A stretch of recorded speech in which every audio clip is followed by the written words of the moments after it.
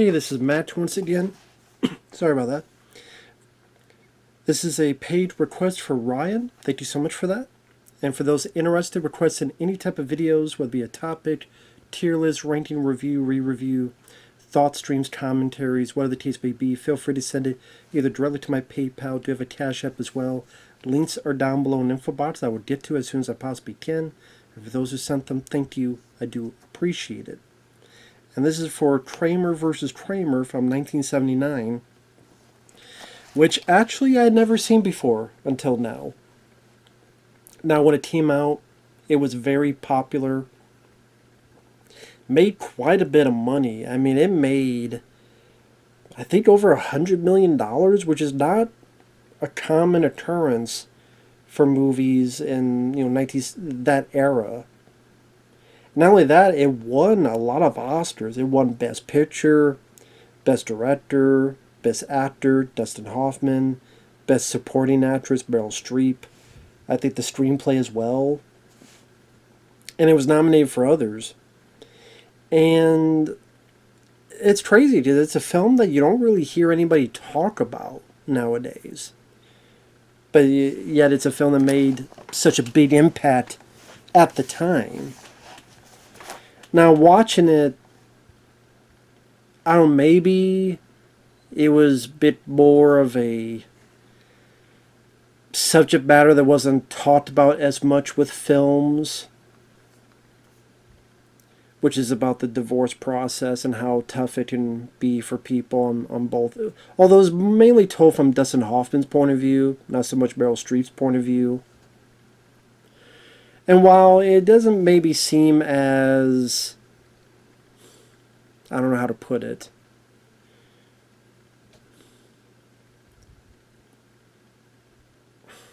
I really don't know how to put it. I don't know where I'm going with that. But at the end of the day, I liked it. I thought it was, for the most part, well done in terms of acting, in terms of the character reactions that they have to certain things, and I did like it. I did like what was going on with it, where the plot at the end of the day was pretty simple, and not in a bad way. Pretty much, Dustin Hoffman's a workaholic, and you could tell that Meryl Streep is not really going through the best of times, and she's packing up. And pretty much as soon as Dustin Hoffman gets home, Meryl Streep's like, I gotta go. I'm leaving you. And he's trying to talk her down and trying to say, hey, what's going on?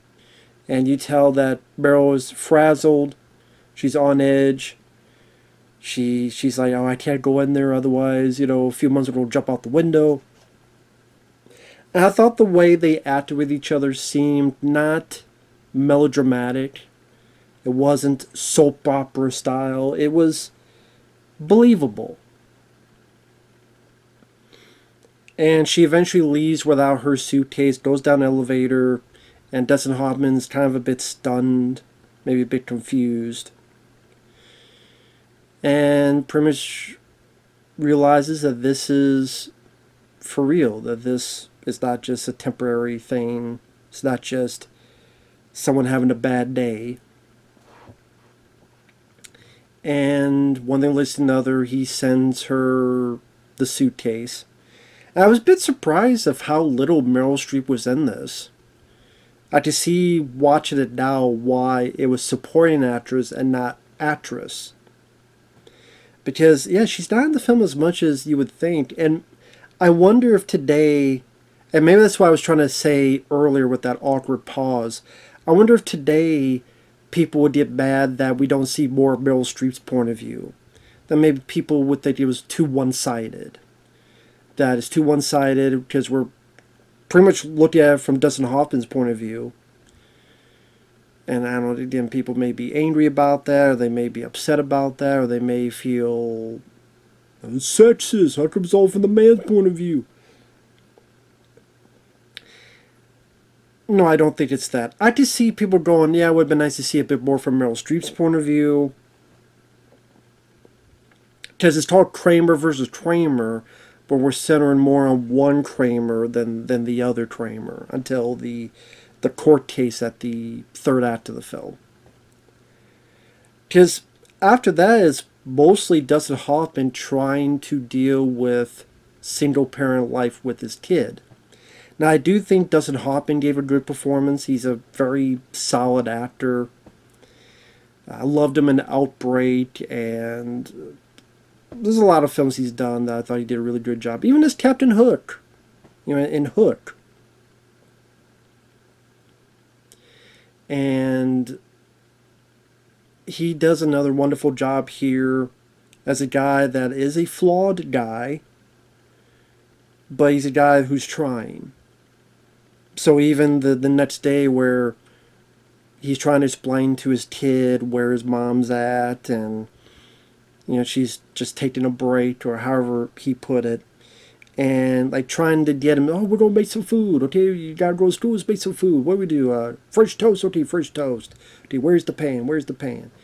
So on one end you get that he's trying to be upbeat for his kid, and he's trying to be gung-ho for his kid, and yet you see how inexperienced he is and the everyday things of cooking and other stuff. Now, granted, it's because he's working, and there are people that do have to work a lot to earn that paycheck. And on the one end, it's like, well, you do want the roof over your head, and you do want to be able to provide. That's why it's kind of hard to get so mad at someone for being a workaholic, but it's one of those things that you have to kind of let them know there is more to life than that as well. But that's not always easy for people. It's not always an easy thing. You don't always get to pick to be a workaholic. Sometimes you're forced to be one. But it is what it is. I thought Justin Henry as the kid, he did a very good job. He was very... His reactions, his dialogue with Dustin Hoffman felt natural. I thought they worked fairly well together. It felt like an actual father and son dynamic. The reactions felt believable. There's one bit that catches to mind for me is when Dustin gets a letter from Meryl Streep, and he's reading it, and the kid's kind of half listening. Then in the middle of him reading, he just takes the thing and turns up the TV. And Dustin doesn't get mad. He just, let's read the rest of it later. Like, that felt like a real reaction. A kid that maybe feels abandoned by his mom, doesn't want to hear about this, just wants to escape through entertainment. A dad trying to be understanding, realizing what he's going through, and not pushing it.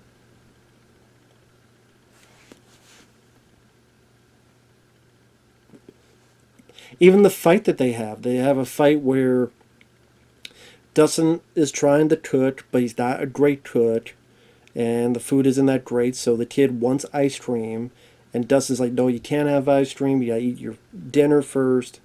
And they kind of have this standoff, which ends with the kid in his room, and they're kind of yelling at each other, and they're saying, insults to each other. And then soon after, at nighttime, the kid's asking if... What was the word he said?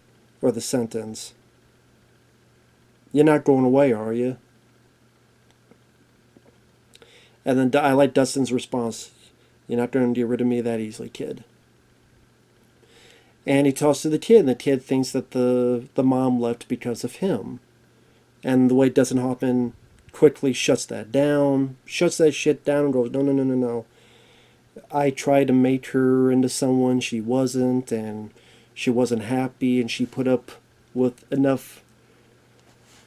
She put up with it for a certain time because she loved you. So it's not because of you, it's because of me. So he takes responsibility for his actions. So it's him learning to become a better dad. Even with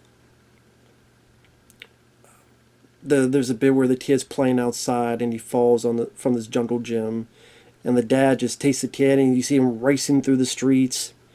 I like that the music, they didn't overplay it, they didn't over dramatize the music and do do do do do do do do do do do. So it, even though it's a serious situation, if they did it with the music, it would seem sillier. Not because of the event, but just okay, you're really overplaying the music. They didn't do that, which I appreciate. Jane Alexander, who plays Margaret,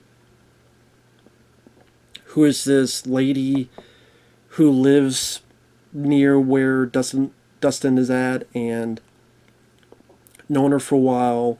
She was friends with his ex-wife now, and Margaret also has been through divorce. I like their kind of friendship that builds. Where at the beginning he's like, "Did you tell her to do this, huh? Did you put something in her head?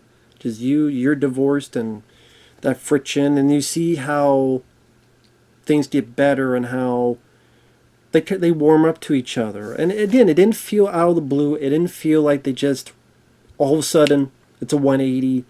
It was a gradual process, but it was a believable process. And whether it be Dustin telling her, because she blames herself because she was by the jungle gym, and he's like, "Listen, it's not your fault," and gives her a nice pat on the shoulders. Or there's a bit where he says, "Listen, if something happens to me, I want him to go to you because I trust you and you're a good mother."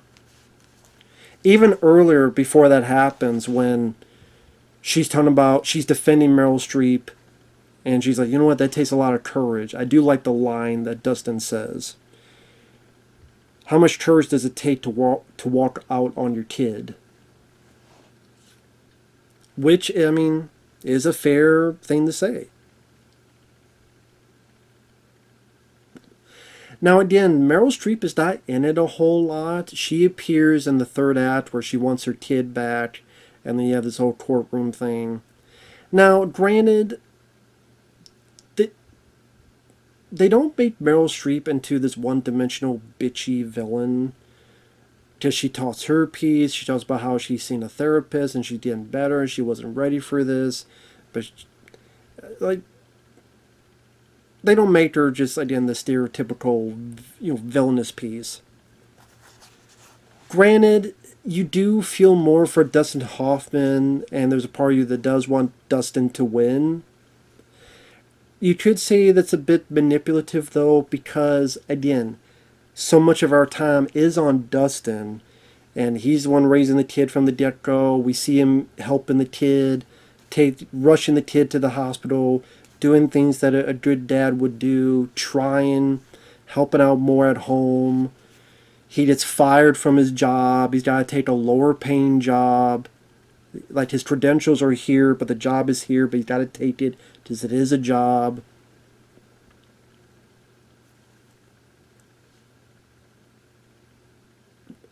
But we never really see from Meryl Streep's point of view.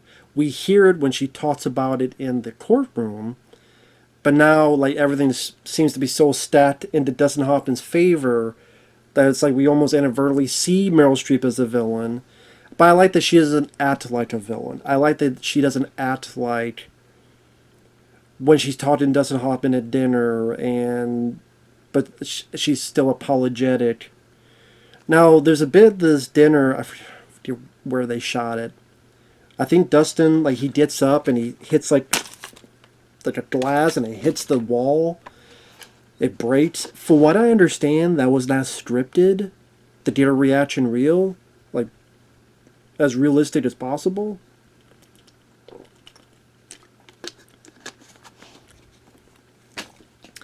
I've also read that apparently Dustin Hoffman did not treat Meryl Streep the best while working on this film. Yet I thought they worked together again. Let me see real quick. I thought they worked together. Wasn't there another movie they worked together again?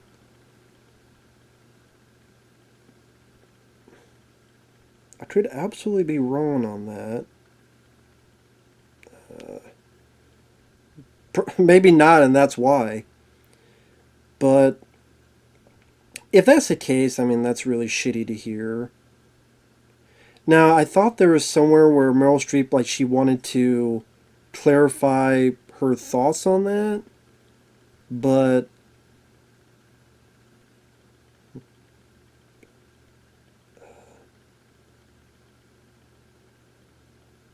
no, I don't. I just they didn't work together again.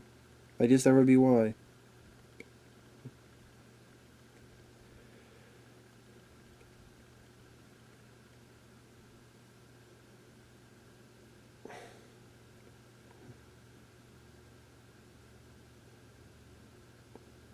I think there was a scene, there was a bit where he slapped her, which is uncalled for. I mean, there's no excuse for that. I'm not even going to try.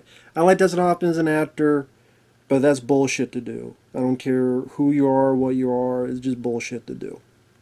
So, yeah, another actor that lose a little bit of respect for, which is too bad. Now, if he apologized that he got better, okay, that's one thing at least. But I don't know if that did happen. I don't know if him and Meryl Streep, if he apologized to her and they made up. I don't know. I don't know. But yeah, like I said, it would have been nice to see a bit more from Meryl Streep's point of view. Like I said, I did like the performances.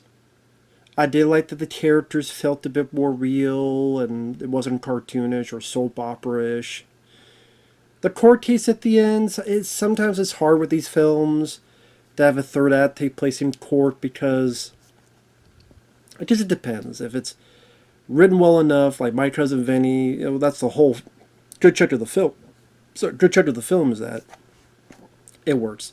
Sometimes it's kind of just you feel like you're part of the jury, or you feel like you're part of the stuff. Just kind of sit there.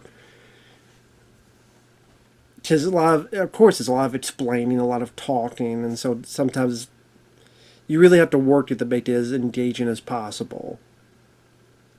Like Jack Nicholson and A Few Good Men. You can't handle the truth. So it's not that it's impossible to make those films work, but I think you have to work a little bit harder. Because there's going to be a lot of, I don't want to say exposition dump, there's going to be a lot of dialogue that you have to spit out and hopefully keep an audience's attention. But I did like the scene where eventually he loses. The kids don't go with Meryl Streep, and there's this nice scene where Dustin's talking to the kid, and the kid doesn't want to go, and he's like, "What about my home? What about my stuff?" And Dustin is explaining to him, "No, your stuff's going to be there, and you're going to be with mom. Everything's going to be fine."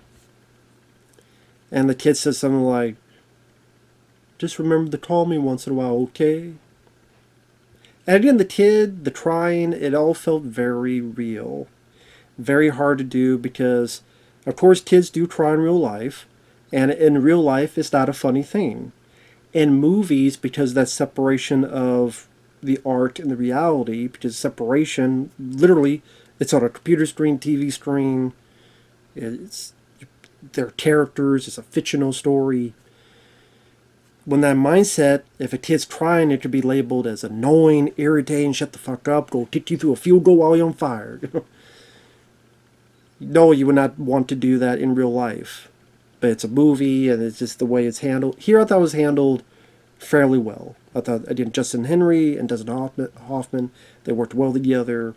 And it becomes much more of a sweet scene. Very sweet scene. Until eventually Meryl Streep, I wouldn't say, I don't know if I want to say out of the blue, it almost felt that way, but at the same time, she thought her lawyer kind of said some things he should not have to use against Dustin Hoffman. She even does try to apologize to him when he's leaving the courtroom and going down the elevator. So it's not so out of the blue, but she's taking the kid, then she goes, "No, I'm going to have him stay here."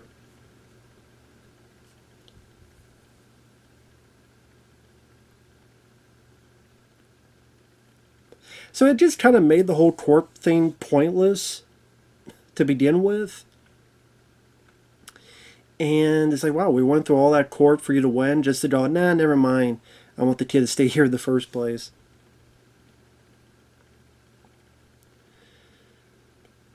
I just wish for a little bit more. Some people may say it's a cop out.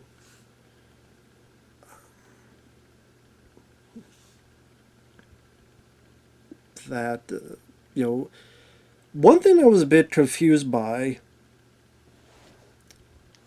Why do they never mention the idea of joint custody? That's what I was confused by. Because joint custody is a thing, but it's never brought up, it's never mentioned, it's never. It's just never brought up. I don't really understand. Where custody rights are awarded to both parents. Why was that not a thing? Hell, I would think that's what it would lead up to, a joint custody, but it wasn't. And again, I thought that was kind of weird that that idea was never even brought up.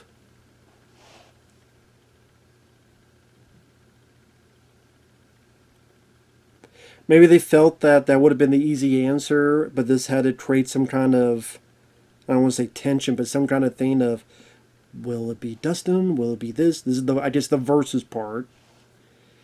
But again, because we're mostly from Dustin's point of view, while flawed, well, she's also flawed because she left her kid.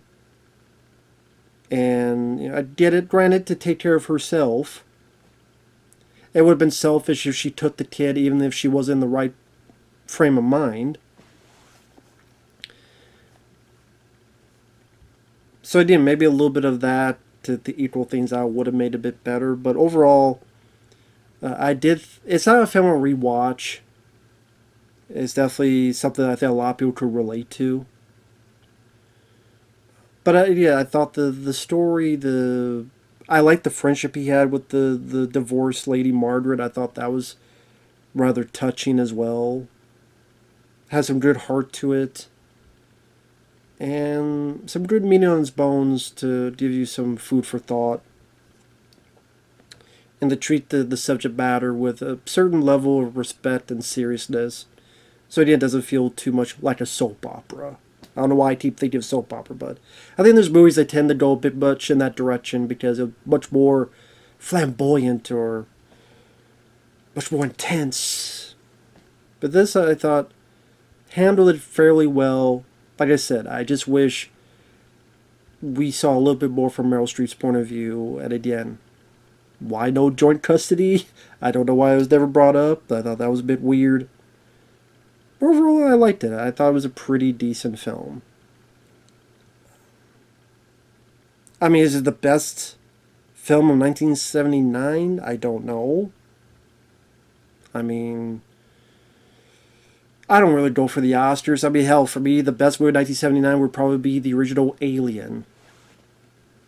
Because that did come out in 79, right? I think Alien. Right? Yeah, okay. I don't know why I was said. Yeah, to me, that's the best film of the year. But I did. I go. I'm in a different sort, and that's a funny thing. What film gets talked about more, Kramer versus Kramer or Alien? I'm just saying, and that's not to diss this film. I'm just saying, what film gets talked about more, this or Alien? I'm just saying, just making an observation. But it's still a pretty decent film. I still liked it for what it was. Again, I don't agree with Dustin Hoffman, what he was doing to Meryl Streep. I think that's bullshit.